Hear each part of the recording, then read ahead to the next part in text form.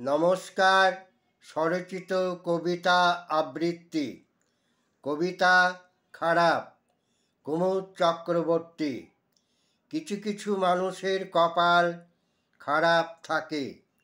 তারা যখনই যা করতে যায় অন্যের কাছে, অন্যদের কাছে মন্দ ঠেকে। কিছু কিছু মানুষের ভাগ্য এতটাই দুর্ভাগ্য, আজীবন সৌভাগ্যের মুখ দেখা দুঃসাধ্য।